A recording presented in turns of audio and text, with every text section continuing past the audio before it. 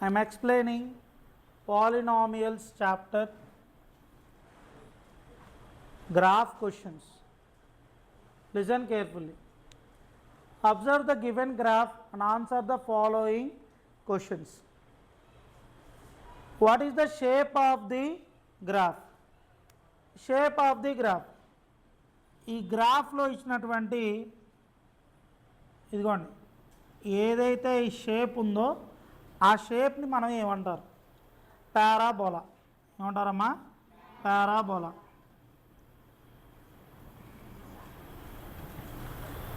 Next question. Write the number of zeros of the polynomial represented in the graph. Number of zeros represented in the graph. Number of zeros అని అడిగినప్పుడు X యాక్సిస్కి, ఇది మన X axis అమ్మా, X యాక్సిస్కి ఎన్ని times అయితే ఈ గ్రాఫ్ టచ్ అవుతుందో, ఎన్ని టైమ్స్ అయితే ఈ గ్రాఫ్ టచ్ అవుతుందో అన్ని జీరోస్ ఉన్నట్టు. ఎన్ని టైమ్స్ టచ్ అయింది? టచ్ అయిందని అనొచ్చు, లేదా ఇంటర్సెక్ట్ అని అనొచ్చు. ఓకేనా? 2 టైమ్స్ ఇంటర్సెక్ట్ అయింది కాబట్టి ఎన్ని జీరోస్ అమ్మా? Number of zeros 2 zeros. Next, find the sum of the zeros of the polynomial represented in the graph. Some అంటే ప్లస్ చేయాలమ్మ, సమ్ చేయాలి. ఇచ్చినటువంటి జీరోస్ని ఏం చేయాలి? సమ్ చేయాలి, యాడ్ చేయాలి. ఏంటా జీరోస్? ఒక దగ్గర ఏమో 2 దగ్గర టచ్ అయింది, 2 ఒక 0, ఇక్కడ 3 ఒకటి టచ్ అయిందమ్మ, 3 ఒక 0. సో ఈ రెండింటిని మనం యాడ్ చేయాలి. 2 + 3 = 5. ఇక్కడ జస్ట్ బాగా గుర్తుపెట్టుకోండి. Second question, write the number of zeros of the polynomial అని అడిగాడు. నెంబర్ ఆఫ్ జీరోస్ అన్నాడు కాబట్టి 2. ఒకవేళ right the zeros of the polynomial అన్నాడు అనుకోండి, అప్పుడేం రాయాలమ్మా? 2 and 3 అని రాయాలి. ఓకేనా? నెంబర్ ఆఫ్ అంటే ఎన్ని అని, ఎన్ని జీరోస్ ఉన్నాయి. హౌ మెనీ అన్నా కూడా ఎన్ని అని. హౌ మెనీ జీరోస్ అని అంటే ఏంటి? అక్కడ ఎన్ని 2 అని రాసు. కానీ రైట్ ద జీరోస్, లేదు what are the zeros of the polynomial represented in the graph అని అలా కనుక అడిగాడు అనుకోండి, అవి ఏంటో రాయాలి. 2 and 3 అని రాయాలి. నెక్స్ట్ ప్రోడక్ట్ అడుగుతున్నాను చూడండి. Find the product of the zeros of the polynomial represented in the graph. Product అంటే ఏంటమ్మా? మనకి మల్టిప్లికేషన్ ఇంటూ. ప్రోడక్ట్ అంటే ఏంటమ్మా? మల్టిప్లికేషన్. సో ప్రోడక్ట్ వచ్చేపాటికి మనం మల్టిప్లై చేయాలి. ఇదే 2 and 3ని ఏం చేయాలి? మల్టిప్లై చేయాలి జీరోస్ని. 2 × 3 = 6. 2 × 3 = 6. సో నెక్స్ట్ క్వశ్చన్ చూడండి. Name the geometrical shape of the graph. ఈ గ్రాఫ్ ఏంటి? పారాబోలా. ఈ గ్రాఫ్ కూడా ఏ షేప్లో ఉందమ్మా? పారాబోలా షేప్లో ఉంది. The answer is parabola. Right the number of zeros of the polynomial represented in the graph. Number of zeros ఎన్ని టైమ్స్ టచ్ అయిందమ్మా ఈ గ్రాఫ్? ఎక్స్ యాక్సిస్ని 2 టైమ్స్ టచ్ అయింది. సో నెంబర్ ఆఫ్ జీరోస్ అని అడిగాడు కాబట్టి మనం ఇక్కడ ఏం రాయాలి? 2. Next, find the sum of the zeros of the polynomial represented in the graph. Sum of the zeros ఏంటా? జీరోస్ ఇక్కడ -1, 5 ఈ రెండింటిని సమ్ చేయాలమ్మా. So third one -1 + 5 that is = 4. ఒక ప్లస్ ఒక మైనస్ వచ్చినప్పుడు సప్రాక్షన్ చేయాలమ్మా. బిగ్ నెంబర్లోంచి స్మాల్ నెంబర్ తీసేసేయాలి. సో 5లోంచి 1 తీసేస్తే 4. బిగ్ నెంబర్ ముందు సైన్ ఏదైతే ఉందో ప్లస్, అదే రిజల్ట్కి కూడా వస్తుంది. ప్లస్ అయితే +4, మైనస్ అయితే -4. ప్లస్ అనేది రాసినా రాయిపోయినా అది పాజిటివ్ నెంబరే, గుర్తుపెట్టు. Next, find the product of the zeros of the polynomial represented in the graph. Product అంటే ఏం చెప్పానమ్మా మీకు? మల్టిప్లికేషన్. సో ఈ రెండింటిని మనం ఏం చేయాలి? ఈ జీరోస్ని మల్టిప్లై చేయాలమ్మా. So -1 × 5 = -5 because -× + is equal to minus. ఓకేనా? ఇక్కడ మల్టిప్లికేషన్లో రెండు సేమ్ సైన్స్ను మల్టిప్లై చేస్తే అంటే +3 ఇంటూ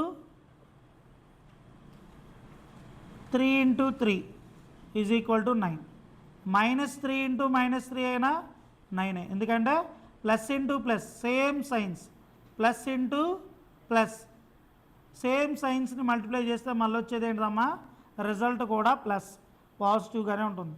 ఇక్కడ రెండు negative numbers minus into minus same signs, minus minus సేమే కదా సైన్స్, ఈ రెండు కూడా ఈ రెండింటిని కూడా మల్టిప్లై చేస్తే మళ్ళీ రిజల్ట్కి ఏమొస్తుందమ్మా, ప్లస్ఏ వస్తుంది. గుర్తుపెట్టుకోండి, ప్లస్ ఇంటూ ప్లస్ ప్లస్ఏ, మైనస్ ఇంటూ మైనస్ కూడా ప్లస్ఏ. మరి డిఫరెంట్ సైన్స్ ఉంటాయి, plus into minus is equal to minus, minus into plus is equal to minus. రెండు డిఫరెంట్ సైన్స్ మల్టిప్లై అయితే మైనస్ఏ వస్తుంది. గుర్తుపెట్టుకోండి, plus into minus minus, minus into plus minus. ఓకేనా? సో అందుకనే 1 5s are 5, minus into plus minus. Note చేసుకోండి. Okay, third question చూడమ్మా.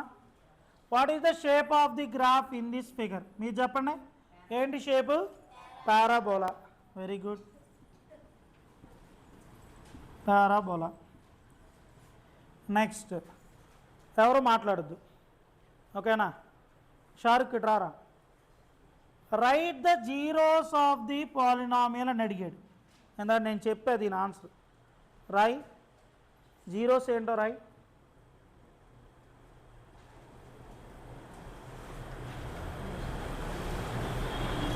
Zero అలా రాయాలా, కామా పెట్టి రాయాలా?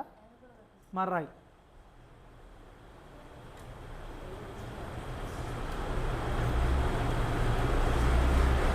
జీరో అండ్ 4 రైటేనా? రైటే. Very good Shahrukh. Next, find the sum of the zeros of the polynomial. కీర్తన,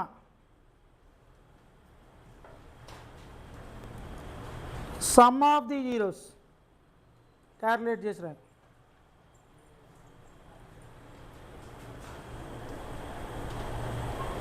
అంటే 0 + 4 = 4. రైటే. Next Abhishek, find the product of the zeros. చెయ్యి. Zeros of the polynomial.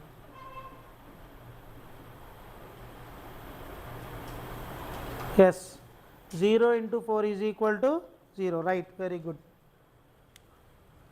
0 × anything = 0. అర్థమైందమ్మా? ఇప్పుడు ఇవన్నీ కూడా ఈ పారాబోలా ఏ పాలినామియల్ని రిప్రజెంట్ చేస్తుంది చెప్పండి? Quadratic polynomial. ఒక క్వశ్చన్ అడిగాడు, what is the polynomial represented by this graph? ఈ గ్రాఫ్ ఏ పాలినామియల్ రిప్రజెంట్ చేస్తుందని క్వశ్చన్ అడిగాడు. పారాబోలా ఏ పాలినామియల్ రిప్రజెంట్ చేస్తున్నామా? Quadratic polynomial. క్వాడ్రాటిక్ పాలినామియల్ యొక్క ఫామ్ ఏంటిది చెప్పండి? ax² + bx + c. డిగ్రీ ఏంటమ్మా? 2. ఇక్కడ మనకి 10th క్లాస్లో మొత్తం 3 పాలినామియల్స్ ఇచ్చాడు. Linear polynomial, quadratic polynomial, cubic polynomial. ఓకేనమ్మా? ఈ 3 పాలినామియల్స్ని మనం ఒక్కసారి చూద్దాం. లీనియర్ పాలినామియల్ డిగ్రీ ఎంతమ్మా? 1. డిగ్రీ ఎంతమ్మా? 1. What is the form of the linear polynomial? ax + b. ax + b. ఓకేనా? మరి లీనియర్ పాలినామియల్ని మనం గ్రాఫ్స్లో రిప్రజెంట్ చేస్తే షేప్ ఎలా ఉంటుంది? Straight line. ఎలా ఉంటుందమ్మా? Straight line. మీరు గమనించారో గమనించలేదు, థర్డ్ చాప్టర్ మనకి pair of linear equations in 2 variables. Linear equations in 2 variables. అర్థమవుతుందా? ఆ లీనియర్ ఈక్వేషన్స్లో గ్రాఫ్ ఎలా ఉంటుంది చెప్పండి? ఎలా ఉంటుంది గ్రాఫ్? ఇలా ఉంటాయి, 2 లైన్స్ ఇలా ఉంటాయి. పాలినామియల్ అంటే ax² + bx + c అంతే. అది quadratic polynomial form. What is the form of quadratic equation and is equal to 0? అర్థం కావట్లేదు. Is equal to 0. ఇది క్వాడ్రాటిక్ ఈక్వేషన్ అయిపోయింది. అప్పుడు దాకా ఈజ్ ఈక్వల్ టు 0 లేనప్పుడు ఏంటిది? ఇది just form of the quadratic polynomial. Is equal to 0 పెట్టగానే క్వాడ్రాటిక్ ఈక్వేషన్ ఫామ్. అర్థమవుతుందా? అంతే. ఇక్కడ linear equations in 2 variables ax1 plus by1 plus c1 is equal to 0 and ax2 plus by2 plus c2 is equal to 0. అర్థమవుతుందా? ఇలా 2 equations, ఒక్కొక్క linear equation ఒక్కొక్క line. Linear equation అన్న form ఎలా ఉంటుంది? Straight line. 2 లైన్స్ ఉన్నాయి కాబట్టి ఎలా అయితే ఇంటర్సెక్టింగ్ లైన్స్, లేదంటే ప్యారలల్ లైన్స్, లేదంటే కోఇన్సిడెంట్ లైన్స్.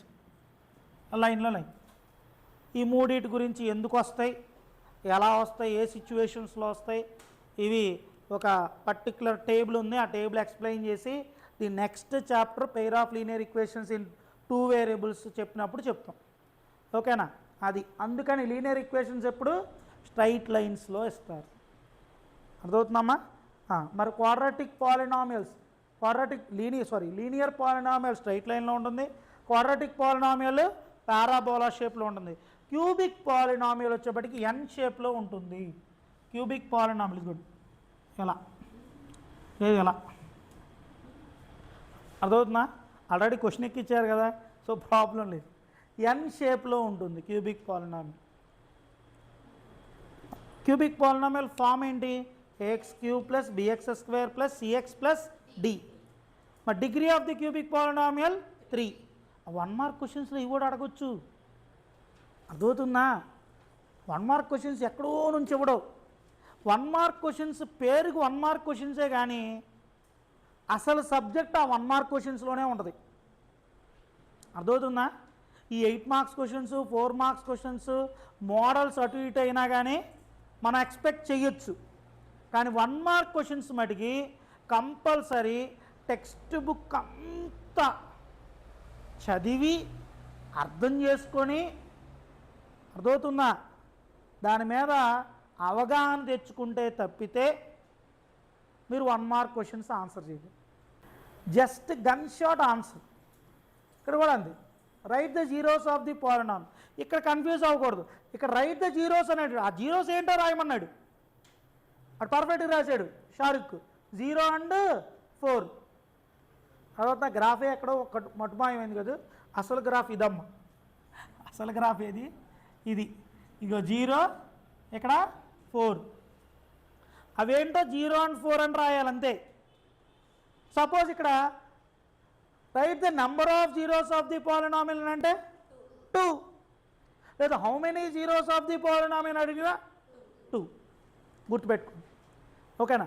క్వశ్చన్ని అర్థం చేసుకుని ఆన్సర్ రాయండి తప్పితే సగం చదివేసేసి నీకు అర్థమైంది ఏదేదో ఉందో దాని ఆన్సర్ అక్కడ పెట్టావు అనుకో, 1 మార్క్ కథం.